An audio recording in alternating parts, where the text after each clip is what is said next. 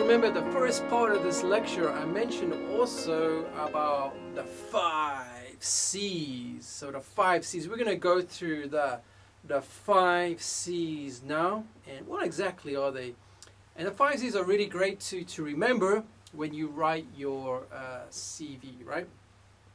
This is in addition to those 4 elements you may want to consider as well when you write your CV. So let's go into it then, the 5 C's. So the very first one is you want to make sure your CV is clear as possible. Remember we talked about spelling, grammar, punctuation.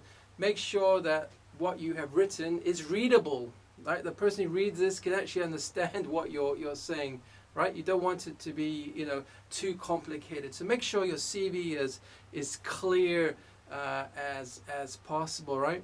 You also want to make sure that your CV is, moving on to the next C, is consistent. So remember, consistent about font size, font style, okay? Don't use too many different fonts or styles or colors there. The third C, you want to make sure your CV is also complete, right? Have you missed any key sections out by mistake? So remember your job experience, your education, your skills, okay, any volunteer experience, any references there that you can add as well, right? And you also want to make sure that your CV is concise. Concise is relating to, you don't want to put too much information in your CV, right? You want to make sure it's maybe 1 or 2 pages long. It's concise, right? It's enough information. It's very specific, right? It's not too much, right? We're not looking for 3 or 4 or 5 pages here of CVs. Make it concise, to the point, about a page or 2. Okay?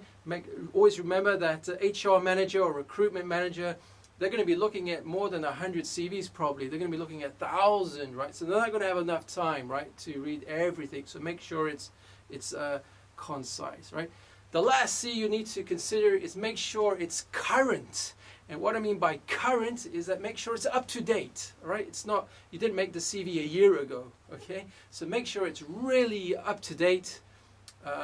And when you deliver your CV, when you send your CV to the company or organization, it lists your most current educational qualifications and your most current job experience. So those are those 5 C's you may want to also consider when you write your CV. Awesome, guys. So what we're going to be discussing in the next episode of CV writing is we're going to move across to LinkedIn and how LinkedIn is a really great online platform in exposing your profile to recruiters and also people out there. So thanks again for joining me, and as always, take care and stay awesome.